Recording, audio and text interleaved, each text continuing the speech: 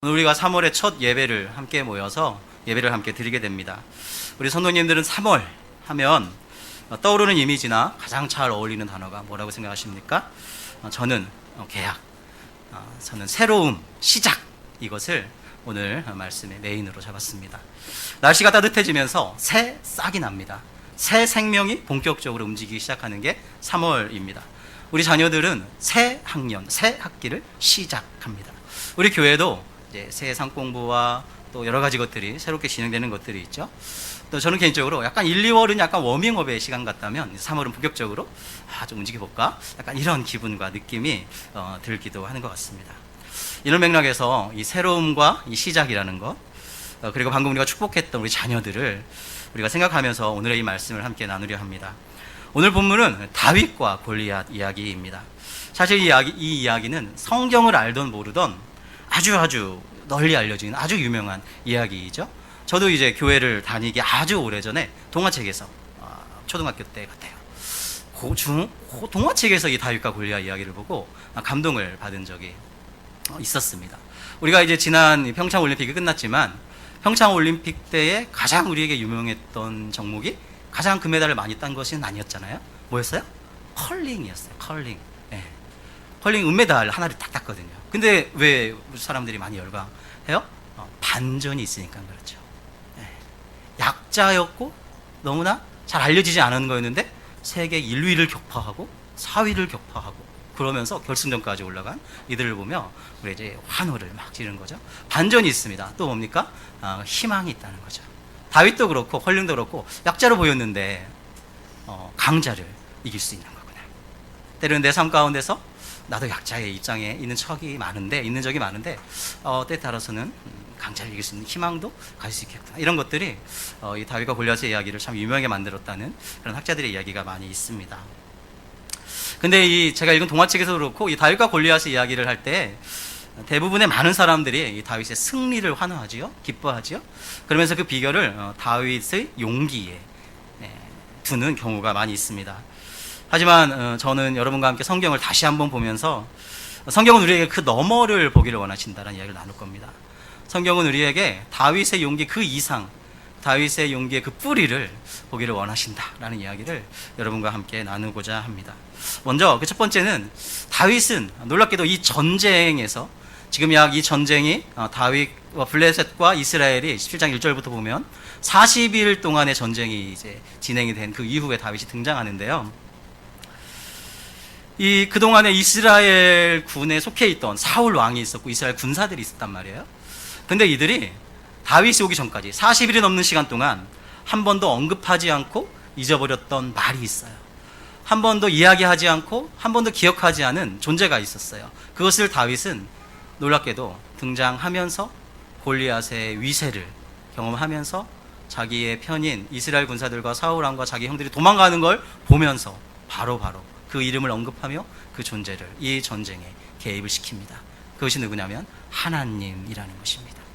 하나님이라는 단어, 하나님의 존재, 하나님을 이 싸움에 최초로 사울 왕도 하지 않았고 이스라엘 군사들도 40일이 넘는 시간 동안 이 골리앗의 기세에 눌려 쫓겨다니기 바빴지만 한 번도 그 누구도 하나님의 이름을 부르고 하나님의 존재를 기억하며 이 싸움 가운데 하나님을 개입시키는 일을 하지 않아요. 그러나 다윗은 이 골리앗의 이 기세를 느끼고 똑같이 40일과 다름없이 도망가는 자기 이스라엘 사울 왕을 보면서 이렇게 이야기를 합니다. 26절에 저놈이 누구길래 살아계신 하나님의 군대를 모욕한단 말입니까? 이것이 이 전쟁에서 처음으로 등장한 하나님이라는 단어예요. 45절에 나는 하나님의 이름을 의지하고 너에게 간다 이놈아, 이렇게 얘기하죠. 물론 이놈아는 없어요. 46절에 주님께서 너를 넘겨주실 것이다 얘기합니다. 47절에 전쟁에서 이기고 지는 것은 오직 주님의 손에 달려있음을 알게 하겠다라고 이야기를 하고 있지요. 다윗은 하나님을 부릅니다. 다윗은 하나님의 존재를 기억합니다. 다윗은 이 싸움에 적극적으로 하나님을 개입을 시킨다라는 것입니다. 지난주 담임 목사님께서 말의 힘에 대한 설교를 하시면서 우리 말에는 힘이 있습니다. 우리 말에는 삶에 큰 영향을 끼칩니다. 그리고 그에 맞는 열매를 맺습니다 라는 이야기를 해 주셨습니다. 우리 삶이 정말 그런 것 같아요. 그런데 이 다윗은 어려움이 있을 때마다 하나님의 이름을 불렀던 것이 확실합니다. 하나님께 도와달라고 호소했을 것이 확실합니다. 하나님이 구출해 주시는 그 경험, 구해 주시는 그 경험을 삶 가운데 했음이 분명합니다. 그렇게 우리 읽지 않았지만 37절에서 사자의 발톱이나 곰의 발톱에서 저를 살려주신 주님께서 저 블레셋 사람의 손에서도 틀림없이 저를 살려주실 것입니다 라고 자신 있게 사울왕 앞에 이야기했었을 것입니다. 요엘서 2장 32절은 이런 말씀을 합니다. 함께 읽어보겠습니다. 시작. 그러나 주님의 이름을 불러 구원을 호소하는 사람은 다 구원을 받을 것이라 라고 얘기합니다. 여기서 구원이라는 단어는 신약시대가 아니에요. 그래서 크게 예수님과는 상관이 없어요. 우리가 보통 이제 구원하면 예수님을 믿고 죄를 용서받고 예수님의 하나님의 자녀로 거듭나고 이런 것들이 신약시대에 너무 익숙하잖아요. 근데 요엘서는 구약에 있거든요. 그리고 저 말씀은 메시아를 이렇게 예언하는 말씀이 아니거든요. 그러니까 약간 우리가 이제 조금 예수님을 이름을 믿고 그의 죄를 회개하고 그님의 자녀가 되는 약간 좀 머리적인 그리고 약간 형이상학적인 그런 의미의 구원이 아니라는 거예요. 구약에서의 대부분의 구원은 아주 실체적이에요. 아주 내 삶 속에서 필요한 구원이라는 것이죠. 구원은 뭐냐면 나의 어려움의 이 상황 속에서 내가 지금 겪고 있는 삶의 이 부단한 불편함과 어려움 속에서 하나님께 도움을 요청하는 것이, 하나님께 나를 구해주세요 라고 하는 것이, 하나님 저를 구출해주세요 라고 이야기하는 것이죠.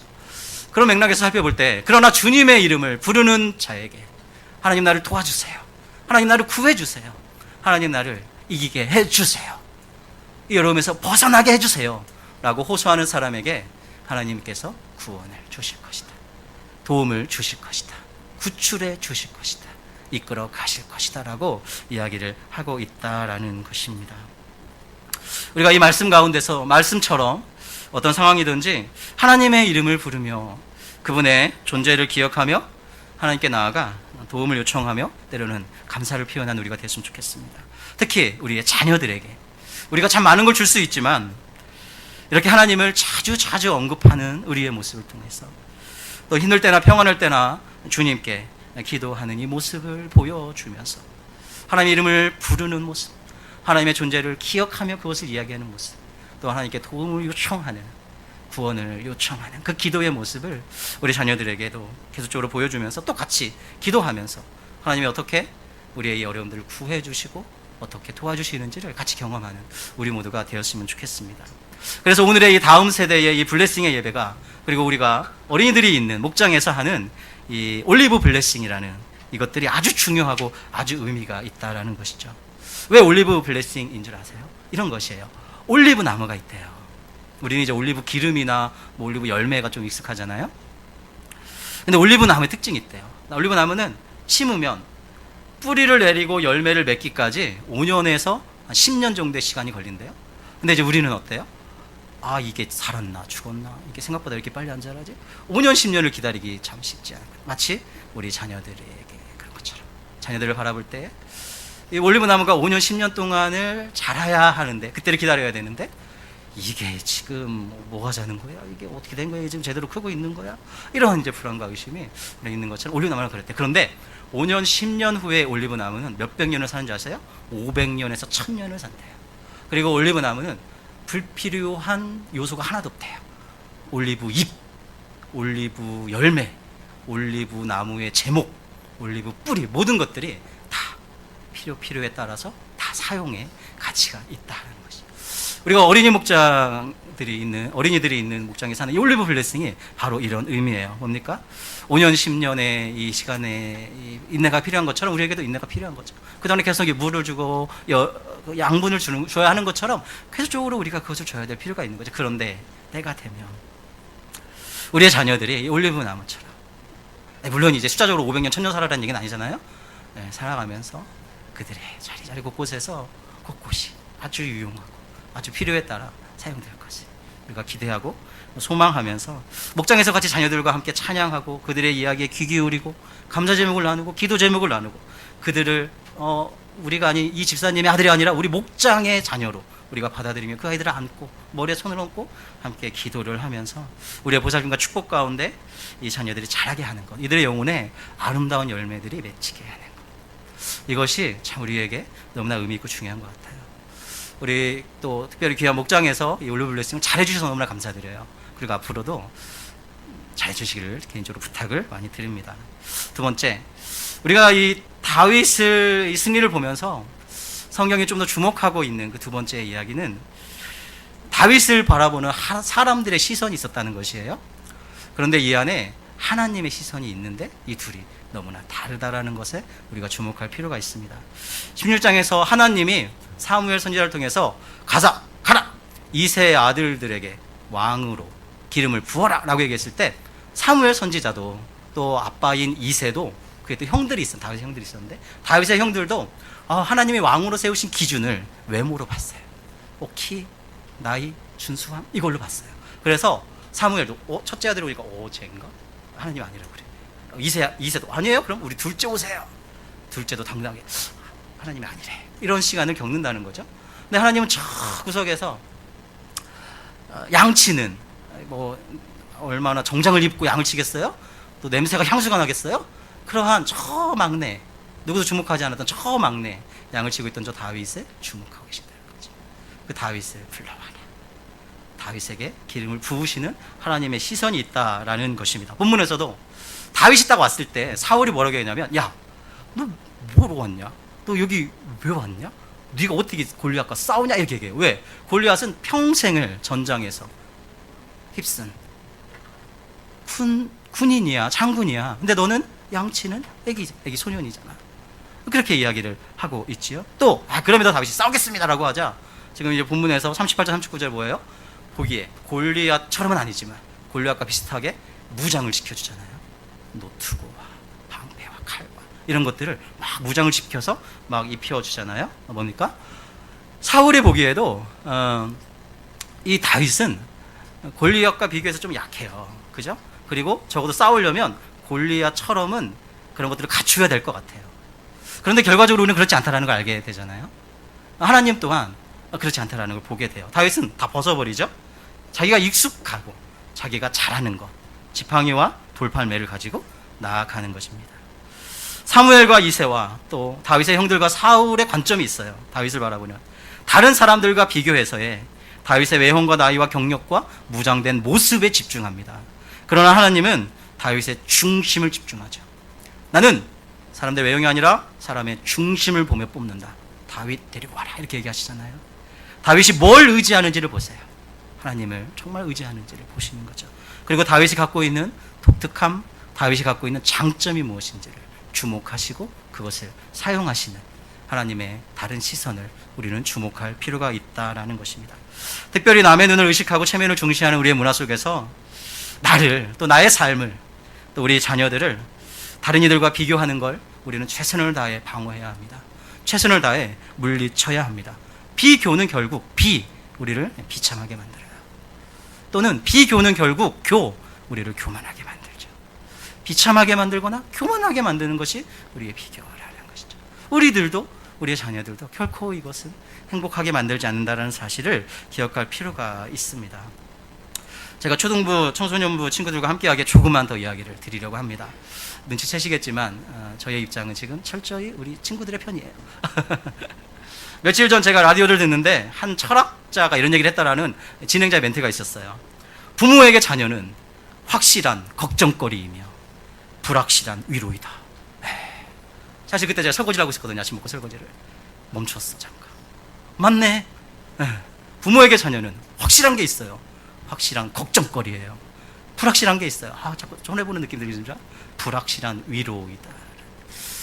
철학자의 이야기를 언급하는 이 진행자 멘트를 보면서 동의가 좀 많이 되었던 것 같아요. 그러면서도 제가 마음에 들었던 생각은 제가 이런 걱정 가운데서 우리 자녀들을 사무엘과 이새와 사울처럼 저의 경험과 저의 생각과 제가 갖고 있는 틀로서 우리 자녀들을 바라보고 양육하고 있지는 않은지를 돌아보게 되는 것 같아요.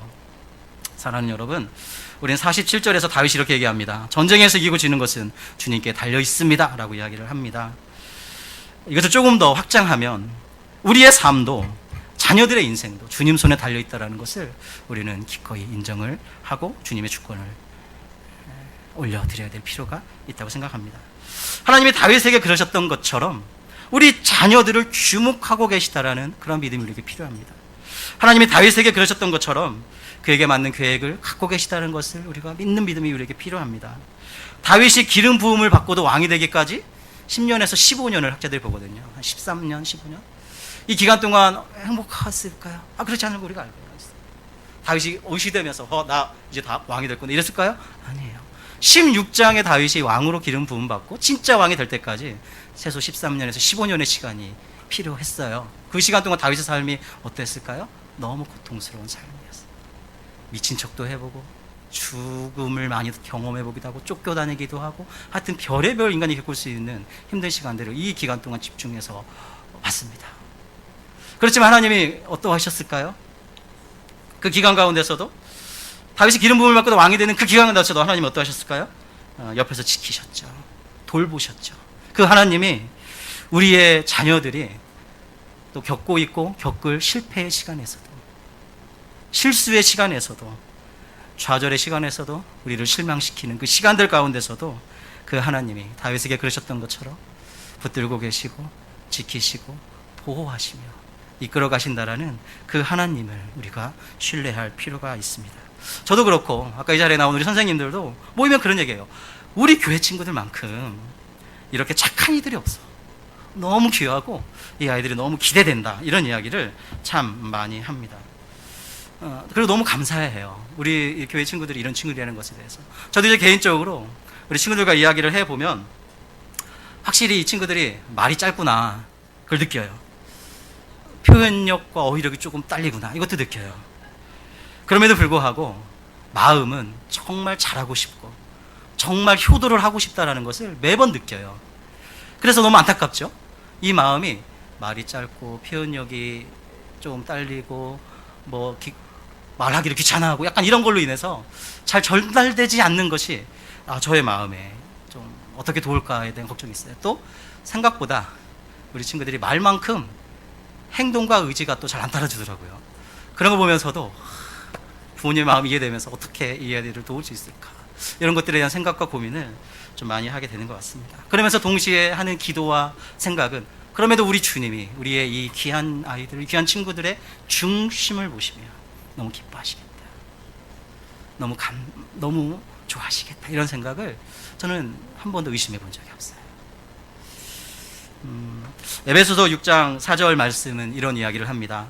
또 아비들아 너희 자녀를 노엽게 하지 말고 오직 주의 교양과 훈계로 양육하라. 버전이 좀 다르네요. 이렇게 합니다. 또 아버지 된 너희 여러분 여러분의 자녀를 노엽게 하지 말고 주님의 훈련과 훈계로 기르십시오 라고 에베소 6장 4절에 말씀합니다. 저는 이 말씀을 보면 뒤에 말씀 동의가 됐어요. 그치, 주님의 훈련과 주님의 훈계로 기러야지 하는데 앞에 말씀을 보면서 여러분의 자녀를 노엽게 하지 말고 이 말씀을 보면서 제 마음속에 니네들이나 나를 노엽게 하지 마라 이런 마음이 막 올라왔어요. 너희 자녀를 아비데니 여러분의 자녀를 노엽게 하지 마세요. 이 앞부분이 계속 걸리는 거예요. 왜냐면 바로 전에 저를 노예게 했던 우리 자녀들이 있었거든요. 너네들이나 나를 노엽게 하지 마라 막 이런 마음이 막 올라오는데 정신 차려보니까 이게 저희 자녀들이 저에게 준 말씀이 아니더라고요. 하나님이 우리에게 준 말씀이더라고요. 아비들아 부모들아 너희 자녀를 노엽게 하지 말고 주님의 훈련과 훈계로 길러라 라는 이야기. 그러면서 생각해 보니까 사실 제가 100% 이해가 되고 받아들이는 게 좀 어려움이 있어요. 이 말씀은.